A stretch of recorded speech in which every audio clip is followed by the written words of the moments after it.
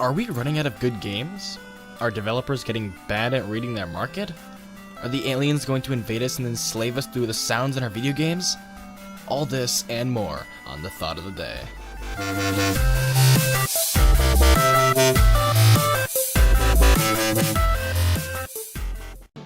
Video games. They used to be the coolest thing back to kids in the good old days. People would rush out to arcades after school with pockets full of their parents' quarters and waste their afternoons away trying to beat the high score on the new Donkey Kong machine. It was the summer of 1985. Every kid would trade their kidney for a new shiny Nintendo Entertainment System. Ronald Reagan was president of the United States of America, and Justin Bieber had never even been thought of. Game titles like Pac-Man, Super Mario Bros., and Donkey Kong brought in people from miles around, kids and adults alike. But what changed? Did the market thin? Are people buying less games? Are we becoming more stingy about what we want from developers? Or are developers failing to produce the games that people want? Over the past few years, we've been living in the 8th generation of video games, and you, like most people, have probably seen and played some of the most amazing titles. But what can you say about this generation? Are they good? Are they bad? Are they everything you hoped for? Probably not, but to understand, we need to look deeper into what makes a game a good game and what developers did right in the previous generations and what the community looked like. Back to the summer of '85. Most people who played video games had never seen anything like them before. All the flashy lights, the totally tubular controls, and it all cost only a quarter. In this day and age, video games were not like they are now. There were not many of them, so gamers would play just about anything they could get their hands on.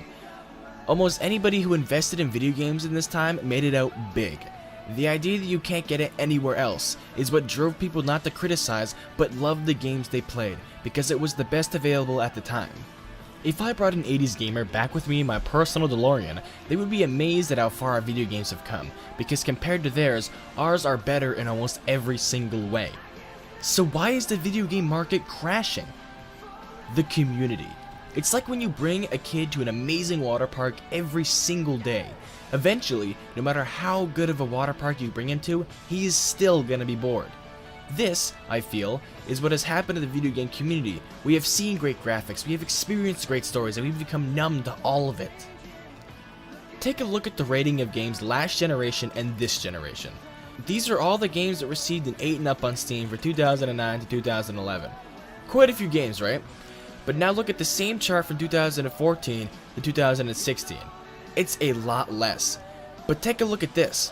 7 of these games have been made by independent publishers, who make up for a lack of funding and have to focus on innovation and exciting material, while big developers can now just hype up any game they want to a 7 and up rating on Steam.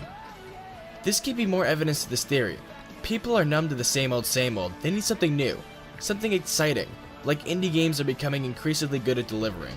But don't get me wrong here, we shouldn't boycott the old way of video game life for an indie game run industry.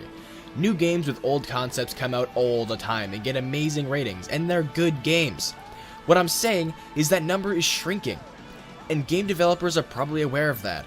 So don't be scared about future game titles, just don't play too much, do your homework, and let the game developers fall on their faces some more before realizing and getting back up like they always do. My name is Remus, and this has been Sunday's Thought of the Day. If you guys enjoyed, make sure to hit that like button, subscribe, and I'll see you in the next one. Peace out, dudes. Totally tubular. Rock on, man.